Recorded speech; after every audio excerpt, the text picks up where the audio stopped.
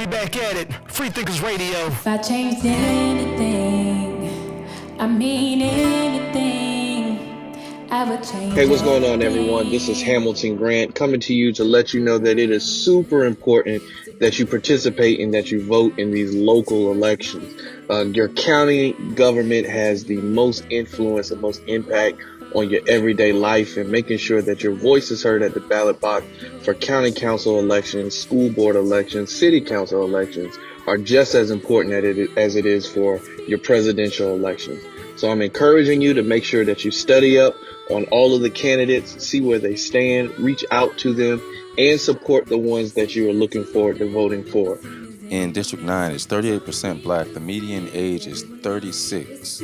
And you're talking about the median household income being $75,000 and only 7.5% of the district being in poverty. That means that there's a lot of looking to turn 40-year-old future business owners, employers, and the like in District 9. Hello, ladies and gentlemen. I am Deon, Generette, curator and founder of 7 Sunday, and today I'm here to talk about the importance of voting. Make sure you are registered to vote and you go vote, and let your vote matter on November the 3rd. My mother emphasized the importance of voting. When we turned 18, me and my sister, she took us to get registered to vote so that we can make sure that our vote mattered. My father also advocate in the community, economic council, pastor, and he was the first African American in our hometown to be on the school board. So I know the importance of voting. Because it's important that your vote counts and that you go vote, on October the 9th, 7 Sunday will host a live stream concert entitled Do the Right Thing and Vote at 7 p.m. We ask that you tune in for the Peace for the Soul, raise up and vote November the 3rd. You got to go out and vote, y'all. You got to go out there. You got to vote. What you gotta vote for, y'all? For the peace and the soul. Y'all don't hear me this evening. We got to raise up. If you won't change in the school system, you got to get up and go. Hi, I'm Cynthia Hardy, and I am doing an interview today for Free Thinkers Radio with Jonneika Farr, who is the contender in the race to become a councilwoman in District 9 in Richland County. Jonneika, I am excited to have the opportunity to allow the voters in your district to have a little bit more insight into who you are and what you're doing. Now, first let's start by talking about your interest in the district itself and why you'd like to represent the district. Okay. I've lived in this district for close to 19 years. And I've seen the changes that have taken place here. And over the last couple of years, we were having some concerns and issues which arose regarding our safety and continued issues with our roads in our area. And regarding the safety issue, I attended several meetings that occurred in our district to come up with some solutions to see what we could do as a district in our community, what we could do to make things a little better and safer. And so, you had people who were representing us regarding like our representatives for the state and also some community leaders. And I didn't see representation as far as our district here. And so I thought, do we continue to wait out, for someone to step up and show up, or do I avail myself and step up to the plate? And so I did just that. And prior to that, I participated in a training. It's called Emerge South Carolina, which trains women to become not only candidates in the political realm, but also to assist with running campaigns. So it was a training program so that I could understand what all it entailed. And so that's why I'm here now, understanding and knowing that I am capable of representing our district. I'm also chair of the Richland Democratic Women's Council, which is a group of women who are Democrats who align with Democratic policies and ideals. And so, again, I've done the work for the party, within the party. And it seemed like the time was now for me to step out. So we started January the 16th, actually. And we stepped out because we felt that politics as usual was not working for us. And we wanted to do something different. Represent us, have different representation. And so our campaign touts itself as being not politics as usual. And, that's where we are. So when we launched on January the 16th, that was a specific date that we chose because it was the day after Martin Luther King's birthday. And the everything that he stood for, the policies and the ideals that he stood for aligns with our campaign. And when you look at what we are, looking to solve, our platform, which is our roads and small businesses, supporting small businesses, being engaged in our communities. And for us, being engaged in our communities is simply taking it back to knowing our neighbors. When you look at youth engagement, making sure that our youth are engaged in our communities, because South Carolina ranks 9th when it comes to juvenile arrests. When you talk about our safety, again, going back to knowing our neighbors. And when we know our neighbors, not only does that increase our safety, but it builds trust. But looking at that platform and other issues that that we're dealing with, especially with COVID-19, and we want to get through that. We are looking to solve those issues and look at those problems and solve them through a lens of compassion, love, and service. So that makes our campaign different, not politics as usual. Certainly. You never know who's watching you, right? So I've watched you from afar for the last 4 or 5 years. And for full disclosure, I want our viewers and our listeners to know that I had the wonderful opportunity to work with you and your daughter some years ago in a girls leadership effort through the On Point Leadership Institute for Girls. And I saw your passion for young people, and I saw your passion for working with young people. So I'm not surprised at all that that's a part of your platform. But in telling you that I watch you from afar, I didn't have any idea when you were coming in and out of the Leadership Institute that you had any inclination toward public office until I saw you working with the Democratic Party, going through the steps to get the training, to make sure that you aligned yourself in a position so that you could learn. And mentioned Emerge South Carolina. Those are the kinds of professional development activities that are put in place to help people get to where you are right now. I also saw you launch a very strong campaign against the incumbent, the deceased Chip Jackson. And I saw you do extremely well, in that campaign. And then after Mr. Jackson's passing, you decided to come back and throw your hat back in the ring. What do you want the voters of the district to know about that you've shown? I didn't hear the last part of your question. I'm sorry. No problem. What do you want the voters to know about the tenacity that you have shown? You ran a good, strong campaign. Yes. And then in the unfortunate passing of Councilman Jackson, you decided to come back and seek the seat again. What do you want the voters to know about that tenacity that you bring to this? Yes, that's a great word for it. Having the tenacity, the passion, and the commitment to serve. And that's what drives why we're here talking right now. My commitment to serve, my understanding the importance of being a true public servant. That drives everything that I do. I understand that, those who hold those positions are merely servants for those that they represent. And I do not shun away from hard work. I embrace a challenge, and I will step up to the challenge, and I meet the challenge and continue to push forward. So when you pursue what we're doing, this is our 4th run, and it's a historic run. We had the primary in June, and then we had a runoff with Mr. Jackson, and 157 votes short.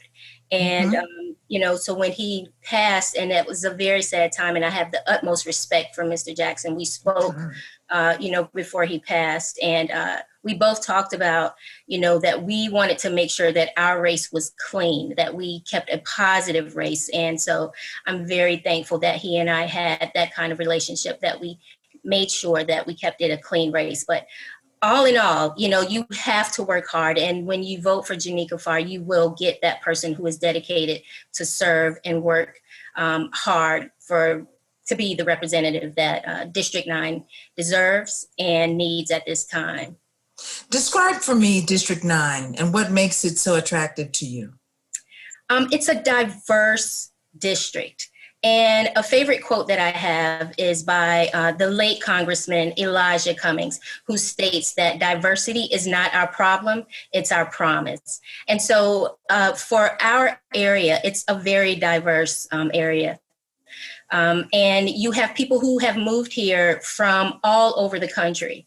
And, when you come to this area, people love the small town feel of it.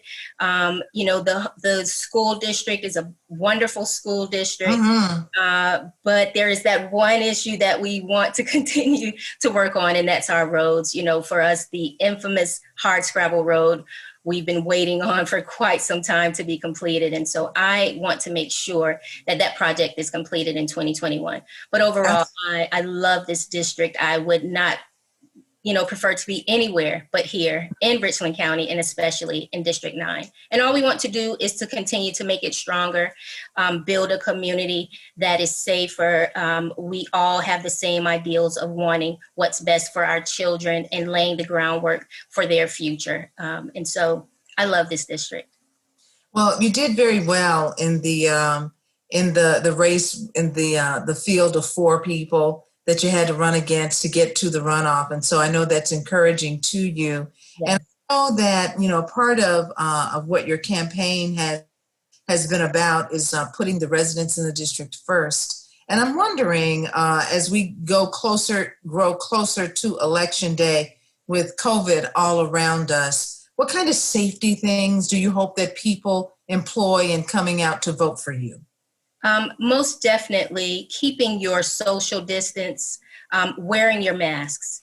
We heard the CDC director yesterday state that that's the safest way for us to remain COVID-free is to wear your masks. Sure. So ensuring that you wear your mask is the utmost importance.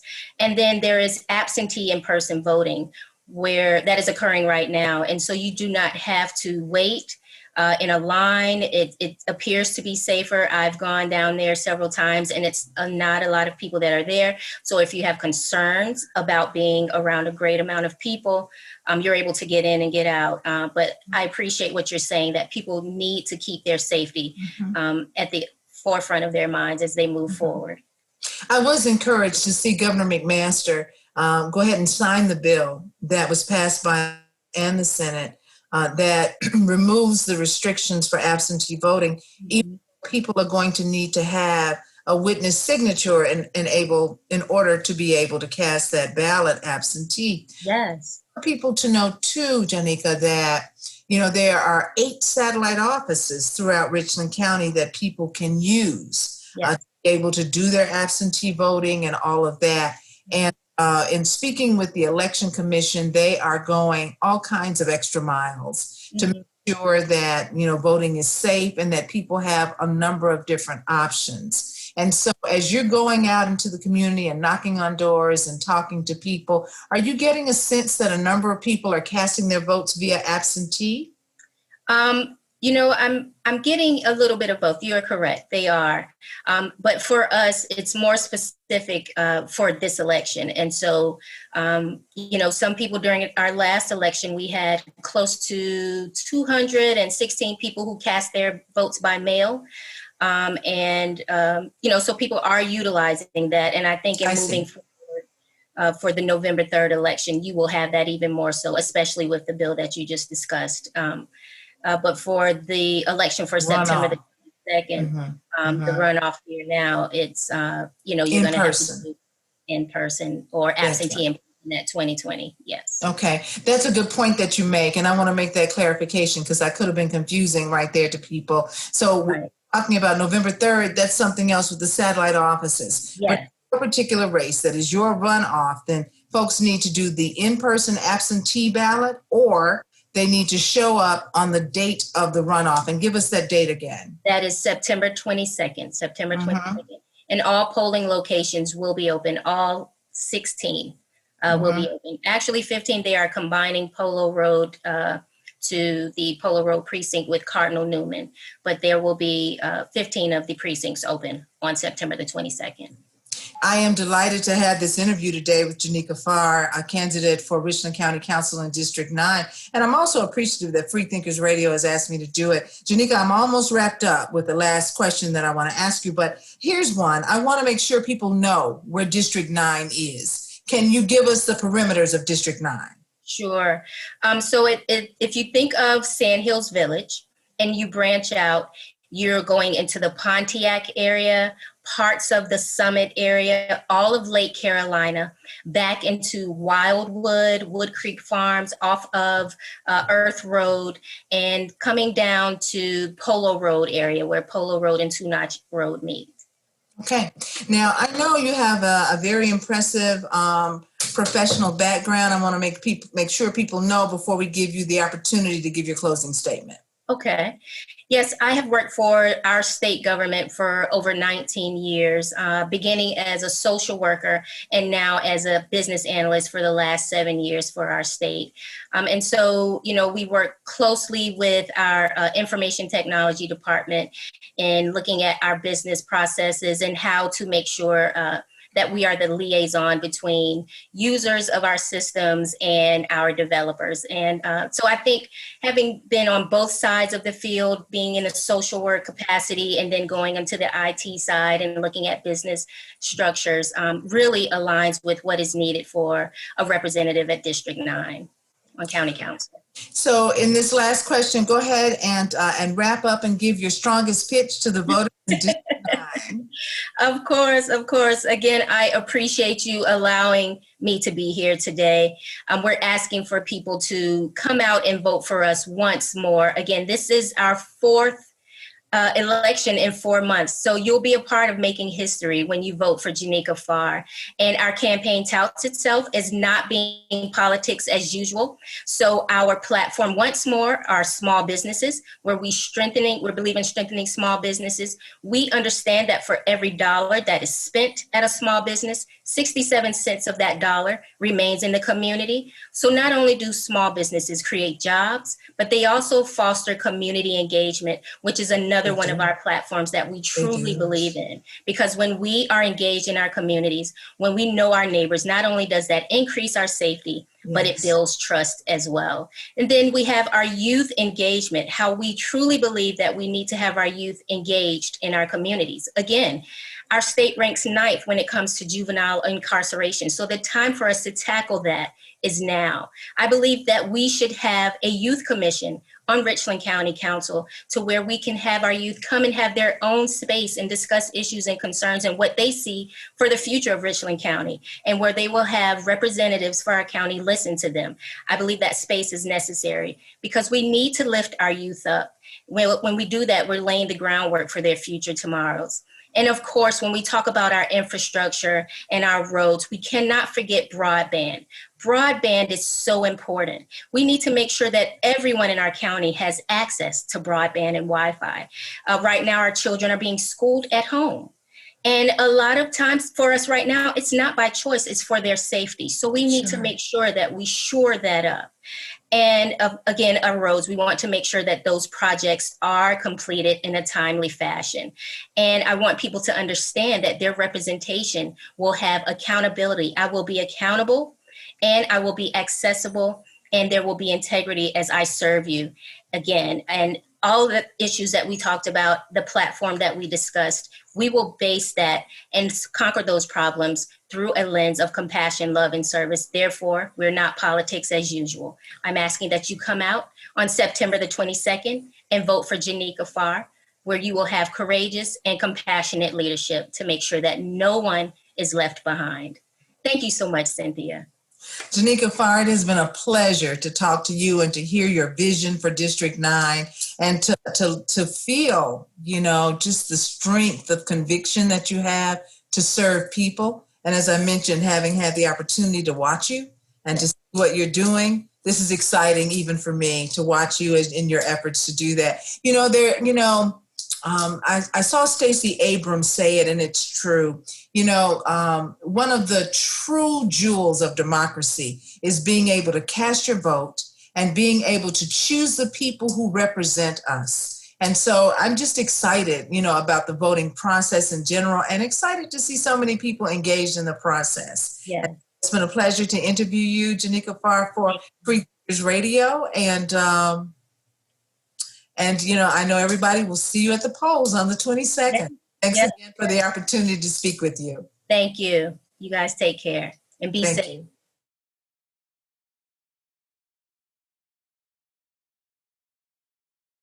Hi, I'm Trav Robertson, chairman of the South Carolina Democratic Party.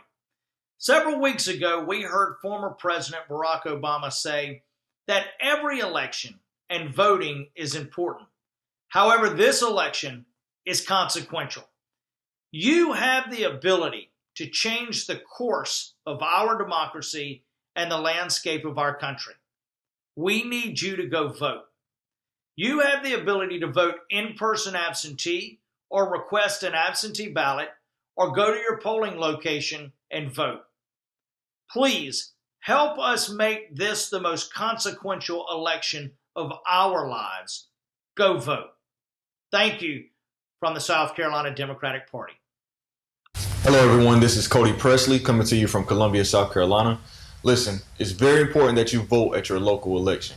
Local election affects the local government, meaning the local law enforcement, public transit, affordable housing, property taxes. So it's very important that you get out and vote. Tomorrow, Richland County District 9, the election day is tomorrow. Please go to the local poll and vote. Cast your vote. Your voice matters. Hey everybody, this is Dr. Jermaine Johnson, candidate for South Carolina House of Representatives District 80. I just want to take a second to talk to you all about the importance of voting locally. Now, a lot of people, they only spend their time waiting for the presidential elections, but the local elections matter, right? So we need to understand that all elections are local. All of them are local.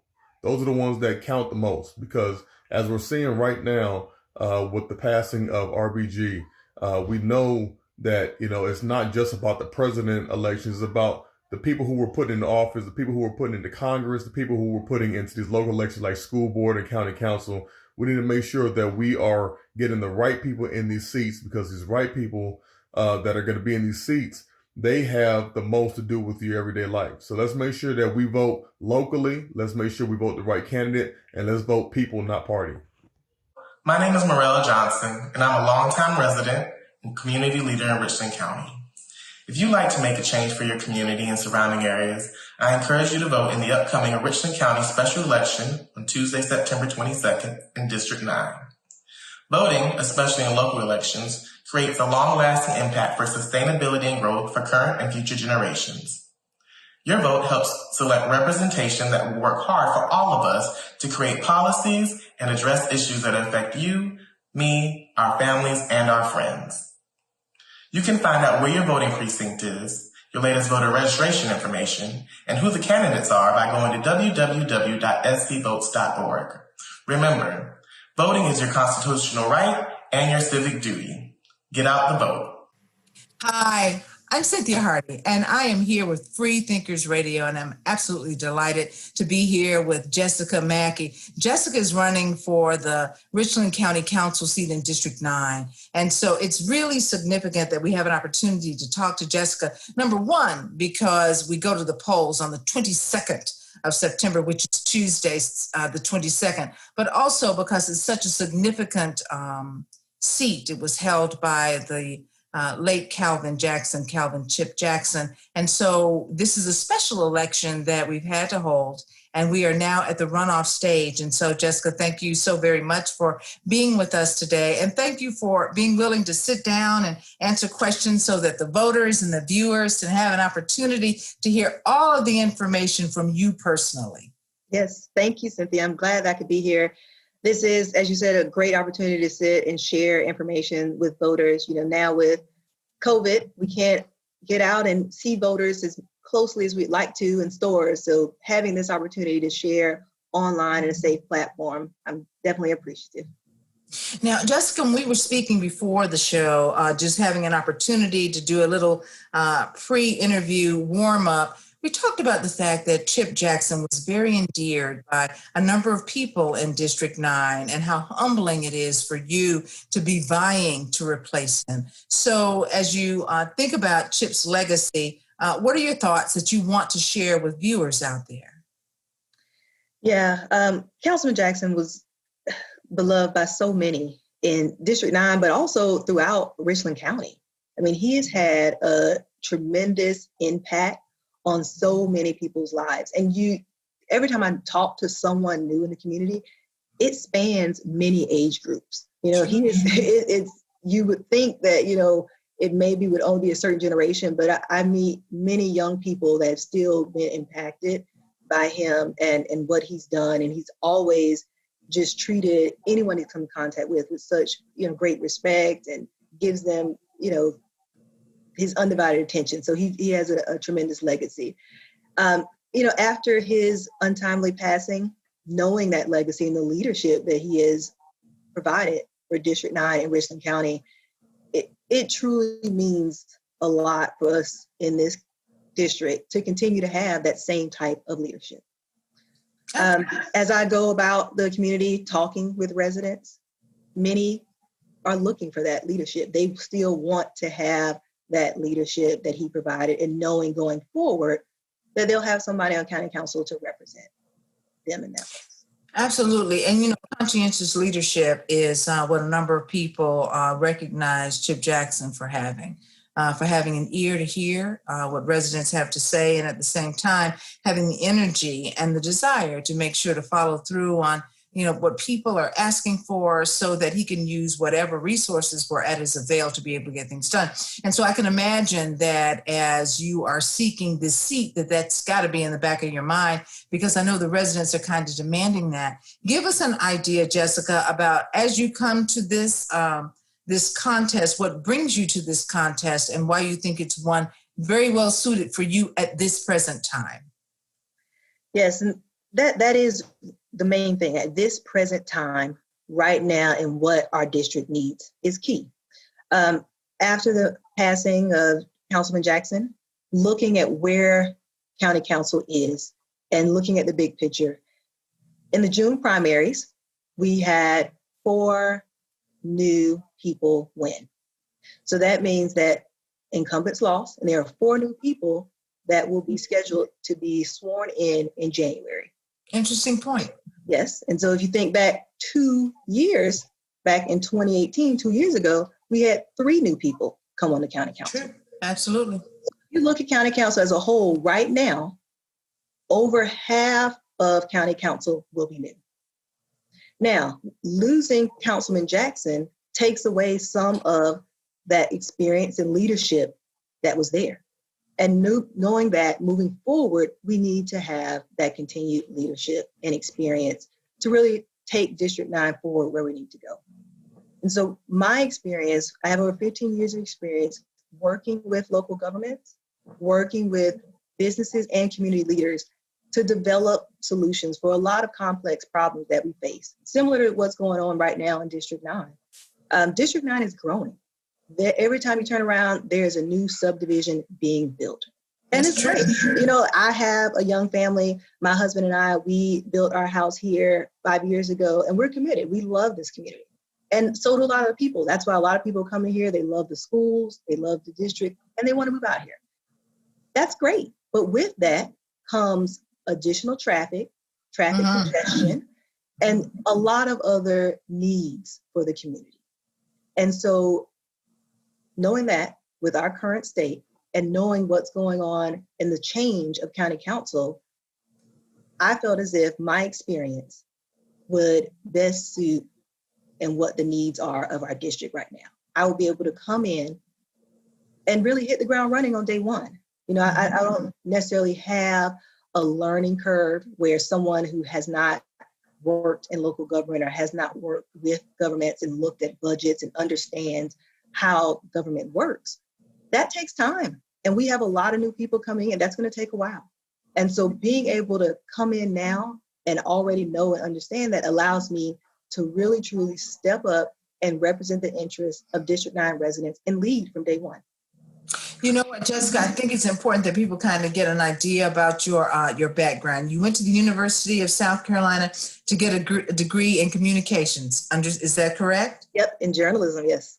Okay. And then from that, you also got a master's degree in public administration. Am I right about that? That is correct. And so I just want to make sure public administration isn't a degree that you hear a lot about oftentimes. And so I do sometimes find myself having to let people know what it is. But public administration is similar to what people in the private sector get when they get a master's in business administration.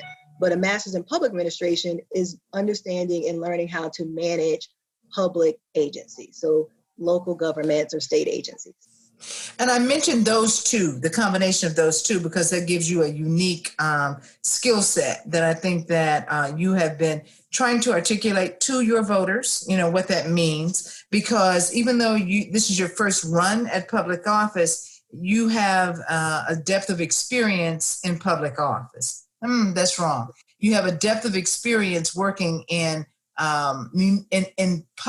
governments, county government and government environments. That is correct. Yes. And so I, for 5 years, actually worked for a local municipality in South Carolina. And so while there, I held several roles. I served as a public information officer, who manages the communications and serves as the spokesperson for the municipality. But also I served as economic development staff to our economic development board and helped develop economic development strategies. I've worked alongside our planning department with annexation and developing land use codes. And also I've worked along with our administrator and looking at budgets and developing plans for that as well. So that experience also coupled with the experience that I've had outside of actually working for a local government and my communication experience, I've worked alongside many government agencies, helping them to communicate with residents, oftentimes with infrastructure projects or tax projects that they want passed, and helping residents communicate their needs and also developing a solution so that residents are heard throughout the process. So as you look at what your experience has been over, and you mentioned the 15 years, of your career, how did it prepare you to be at this place at this time and be well suited to be where you are? Yeah. And so the 15 years I've been working, like I said, in local government, but also with other private companies and helping with strategies for agencies. For that time period, I've always been passionate about helping communities succeed. That's really why I went to get my master's, is because I realized that, where your true change in your daily life, you see it from local government. Local government impacts your daily life more than, you would imagine. And so I've always been really passionate about helping communities succeed and people thriving in the communities they're in. And so I've always worked to get to that point. But now when this timing happened after Councilman Jackson's passing, I really said, I looked at what was going on in Richland County and knew that I wanted better for our county. I'm raising my kids here, other people are raising their kids and, want to stay here and retire here. And Richland County is one of the largest counties in South Carolina. It sits right in the capital of our state. Sure. And it has potential to be so much more. We're growing and people want to move here. And so my experience, but also this timing, I was like, I have to step up. I can no longer sit here and complain about things in our county. I have to step up and use the skill sets that I have to make sure that we have a county that is going to be best for everyone moving forward. Now, Ms. Mackey, you mentioned your family. Tell us about your family. Yeah, so I have my husband.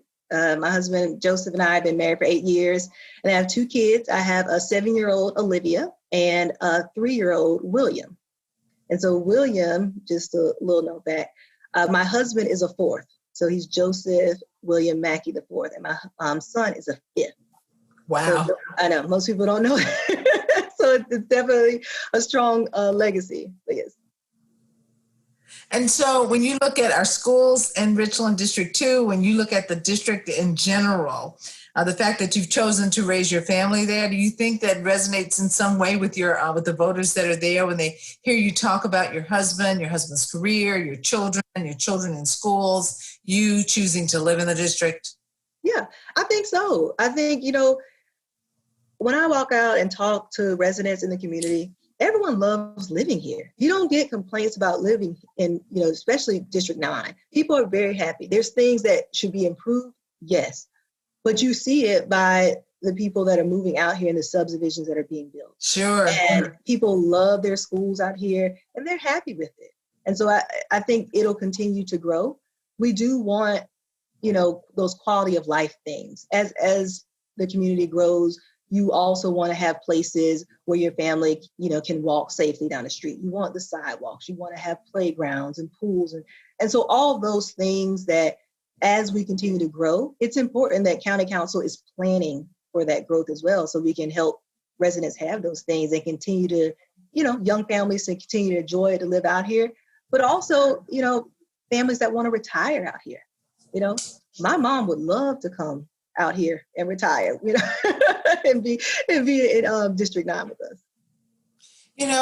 As you look at the school systems, as you look at the roads, as you look at the basic infrastructure, that you have out there in District 9 and your impact on all of those things, what are your hopes that you'll be able to do to leave your mark, the mark of Jesica Mackey? I think right now, one of the biggest issues when you look at infrastructure in Richland County and District 9 is just, you hear about the penny program. Many residents are confused, don't understand, well, why, aren't our roads done? We paid this tax. And so definitely coming in and helping residents to understand what's going on in the penny program, making sure we're more transparent with the penny program. Residents voted on this tax. We're collecting it, and Richland County is going to be collecting it for many years to come. And there are a lot of projects that are included in the penny program that will help with the growth that we're experiencing. Right now, Clemson Road and Hardscrabble Road are, two of the larger, more prominent projects that are funded by the penny program in District 9 that people see and feel are needed. But there's many other areas of District 9 that, need to be improved, and infrastructure needs to happen so that we can continue to accommodate the growth that we're experiencing. Let's talk a little bit about those. Great. Let's talk a little bit about those lesser known areas and those lesser known areas that are lesser focused on areas in terms of growth and everything, because District 9 is big. And, for a long time, your district was the fastest growing district in the state of South Carolina. And so because of that, you get a number of people that want that higher level of quality of life that your district has to offer. So some of the unincorporated areas where are also areas where potential growth can occur. Talk to me about whether or not you've got the right infrastructure in place, what you would do to make sure that those areas are primed as well for the growth that is coming to your district. Yes. And you're right, you talk about unincorporated areas, but there's even some incorporated areas that it's just the infrastructure is not quite fully there because the growth happened so fast. Mm-hmm. And you have, communities like Pontiac. Pontiac was its own community, and it grew up so fast in District 9 that everything is grown around them, but it hasn't necessarily, the infrastructure or plan hasn't taken place for them to continue to have their community. The same with Elgin. Parts of Blythewood are also included in District 9 that oftentimes, it hasn't been planned for. And so coming in, if elected, those are the things that I would look at first, is really looking at, okay, what is our plan? Do we have a full plan for many of these areas? And then also reaching out, talking with Blythewood elected officials, hearing what it is that their citizens see and feel and need, and really developing a true plan to accommodate that growth, because it's there and it's going to continue to be there. We see it. And working on a plan that looks at all of those areas as a whole, sure, as it applies to some of the bigger roads, like we talked about, the Clemson and Hardscrabble. But all of those larger projects, they feed into these smaller areas. We just, oftentimes we don't get to them. There's a lot of roads, even in District 9, that are still unpaved. That many people feel like, okay, well, there's tons of roads being paved around me. We just haven't got to their area yet. Sure. So a plan and definitely in place for planning is going to be key. Sure. Now, Ms. Mackey, talk to me about this too.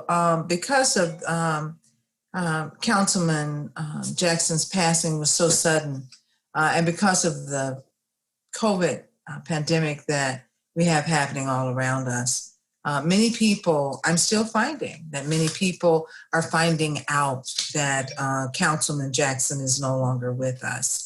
And so has that created any, well, I guess you probably would say it creates a level of opportunity for you to be able to engage your voters, to be able to discuss it. And so I'm wondering if the expectations of you, once they are talking to you and knowing that you're looking to step in his shoes, if their anticipation of what you should do is greater enhanced by the performance that he gave them for so many years.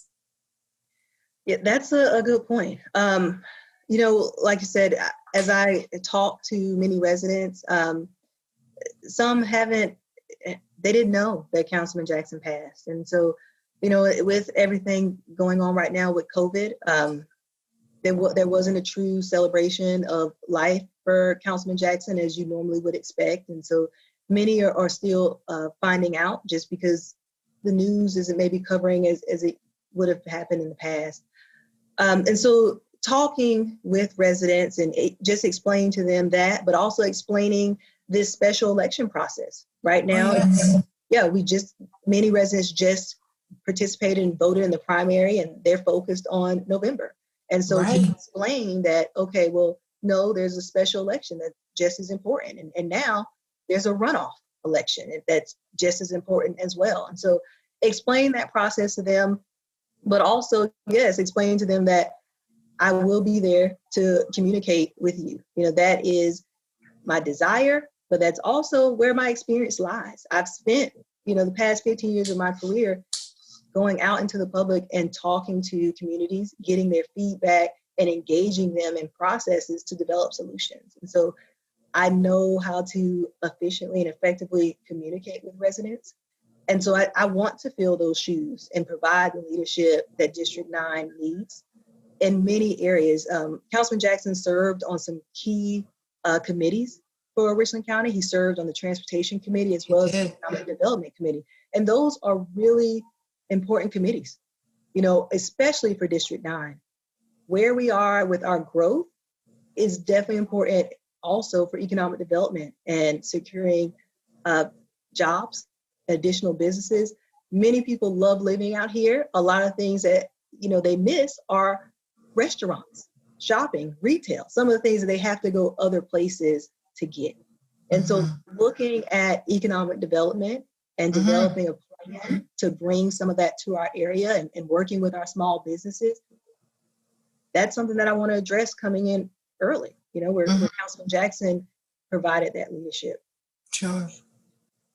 I'm thinking now about COVID and the specific challenges and opportunities that these times provide, especially as you're looking at, as you mentioned, with your focus on small business and making sure that the support for small business is there. You guys have a very thriving, economic infrastructure in District 9. And I imagine with COVID-19 happening all around us and the changes that many people are having to make to be responsible and to also adhere to the CDC's protocol, that you need compassionate leadership that hears and understands so that you can come up with strategies probably that you never even thought that you'd have to be looking at. Yeah. And, you need compassionate leadership, but also experience. Richland County itself has almost $1 billion budget.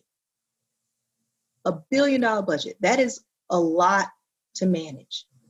I've had experience working in local government and managing budgets, but the important part of that also is understanding that with COVID and the impacts of COVID, what is that going to do to Richland County's budget? What is that going to do to the revenue that Richland County brings in, how will that impact services?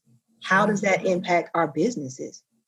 All of that is something that we have to plan for. None of us know when COVID will end. We don't have the secret to how to stop COVID, but we do know that it's here and that we have to make sure that residents are safe, that businesses have what they need to be successful, but also we have to plan to make sure we can continue to provide the services that residents need. And that, if County Council looks at it and plans effectively and ahead of time, then we can be successful. So in our interview, we've talked about the significance of infrastructure. We've talked about the significance of economic development. We've also talked about the significance of investment in terms of what municipalities owe to, the residents and the citizenry that actually, pay those tax dollars, go into the coffers to be able to allow them to do that. We've talked about the significance of serving and also the significance of making sure that when legacies exist as they do in Chip Jackson, that there's a certain level of homage that we owe to them. We've also talked about the educational level that people expect over in your district and how you'll continue those things. As we wrap up your interview, give us an idea of what you want your voters to take with them to the polls on Tuesday when they go. Yeah, I want voters to know that we right now in District 9 are truly in a very unique time, but also a critical time for our district moving forward. We all experience the growth that is happening and will continue to happen. In order to effectively plan for that growth so that we all can continue to enjoy, enjoy living in District 9, we have to elect the right person to represent us on County Council. Mm-hmm. I believe that I am the right person for District 9 because of the experience that I have to come in on day one and hit the ground running, to understand the issues that our district is facing and also be able to effectively represent those issues on County Council and making sure that our residents' voices are heard and that as we continue to grow, we grow in a way that works for District 9. Without having someone with the experience that I have, we would be wasting time. We don't have the luxury of time to continue to waste in Richland County. Our district is growing now, and we need leadership that can come in now and understand the problems that we're facing and fix and develop solutions now. And so as residents go to the polls on September 22nd to vote, I ask them to vote for Jesica Mackey, for someone who's going to come in and represent our interests right now and develop a plan and go to work on day one. And there will be no learning curve. We will continue on with the leadership that we've had and build a better future for District 9.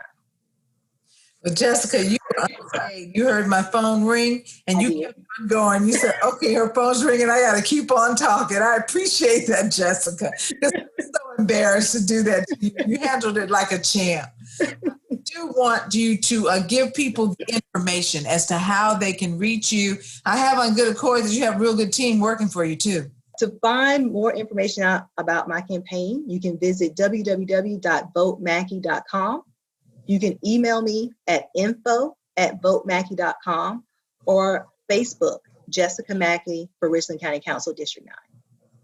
Well, I tell you what, Jesica, it's been my honor to have this opportunity to talk to you for the last few minutes about your vision, about your respect for the district and the leadership that has brought the district to the place that it is now. The district that you are vying to represent is one of the best districts in the state of South Carolina in terms of its tax base and in terms of its infrastructure and what people are saying the district is going to be in the future. And so I can see why it's an attractive position that, individuals are vying to represent because of what you have there in terms of responsive citizenship among so many people there. It's been my pleasure to have this opportunity to do a little bit of an in-depth and impersonal interview with you. And I also want to thank David Pendergrass out there at Free Thinkers Radio for thinking enough of On Point Media to ask us to come and to do this interview with you. And so we want to say that we want voters to know that the election is in is on September 22nd. It is the runoff election in District 9, and that the polls will be open from 7 a.m. to 7 p.m. But absentee voting is something that has already started in your district, so we want to let people know that as well. Thank you very, very much, Jesica Mackey, for spending this. Thank you. I appreciate it. Absolutely. What you gotta vote for, y'all? For the peace and the soul. Cynthia, I'd like to, first of all, thank you. I didn't, I was a little bit scared to even ask you, to be honest with you. I found this race was kind of important. I said, I need someone who really knows this stuff, and I just appreciate you really making yourself available for this. Absolutely, David. I think it's important that, I think what you're doing is very important. So I appreciate you asking me to be a part of it. Absolutely, absolutely. So what do you, I learned a lot with both of those interviews. Me too. So what do you think about the two candidates? Well, first of all, I think that District 9 is very fortunate to have two very qualified candidates offering themselves for office, especially with the big shoes to fill from Chip Jackson. Yeah. Chip Jackson was a very unselfish servant leader in the community, and he needs a very good servant leader to replace him. It's one thing to be elected, it's another thing to serve. And serving, especially in a district like that, is extremely important. Look at the demographic, for instance, of District 9. As you mentioned in your intro, that the median income in that district is a lot higher than most districts in the state of South Carolina. Also, the decision makers, the people who are voters are also decision makers corporately and nonprofits, community leadership, a lot of different arenas. And so this is a big decision for the voters in District 9.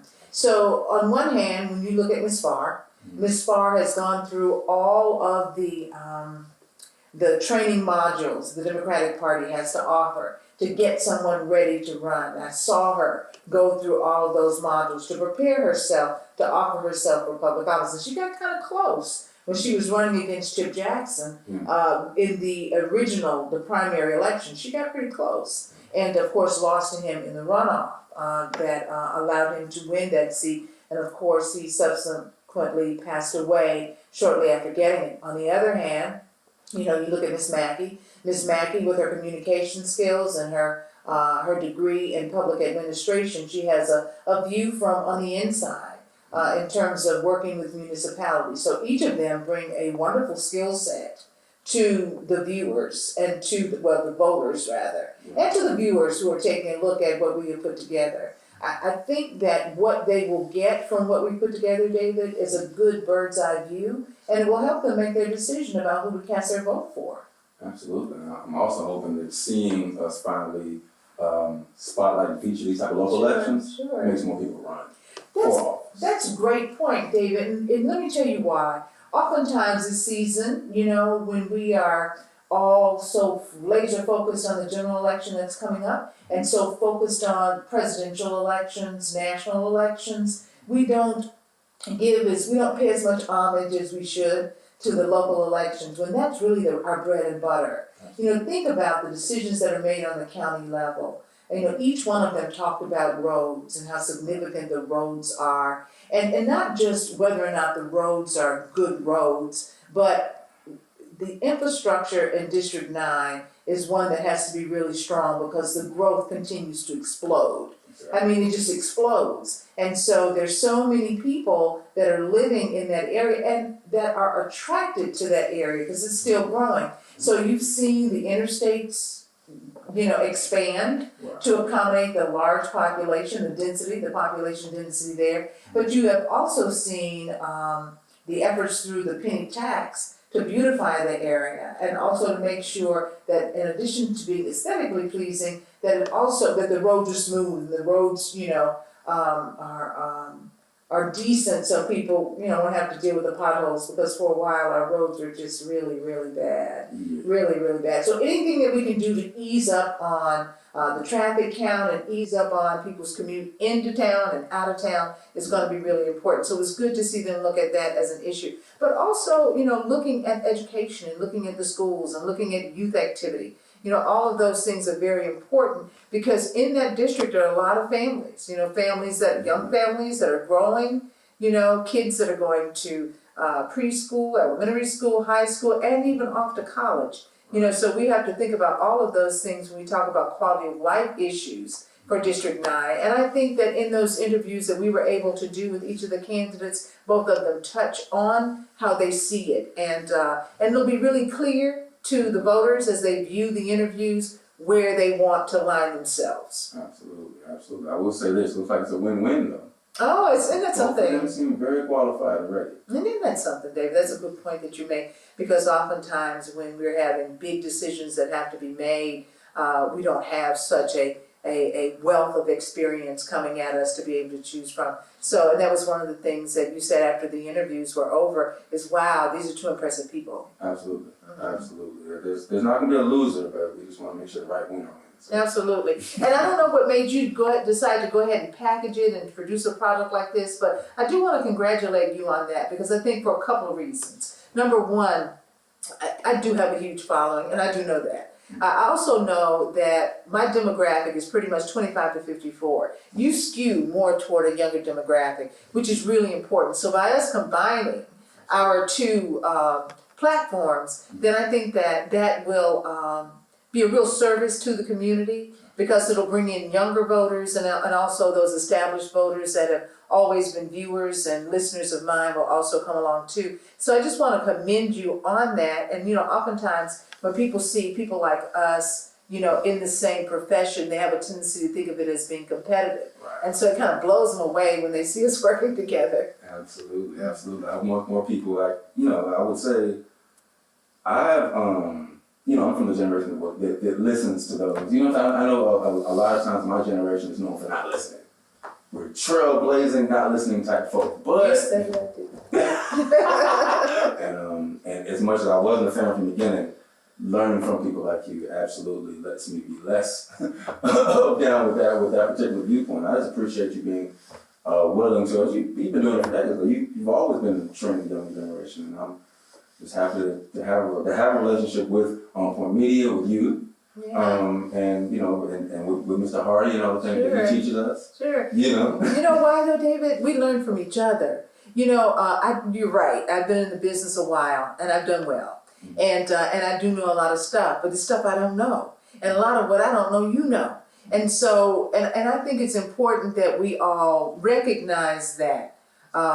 It doesn't mean there's anything wrong with not knowing. It just means that there's somewhere else I have to go to get that information from, and that's where you come in. So I just think that these kinds of efforts are good for the community, and I think that more and more of them, should be done. Absolutely. I look forward to the next one. Thank you again. Me too, absolutely. You let me know the next time you want me to come and do it. I'm more than happy to do it. I will. All right. Thank y'all for joining us. Vote. Dark boy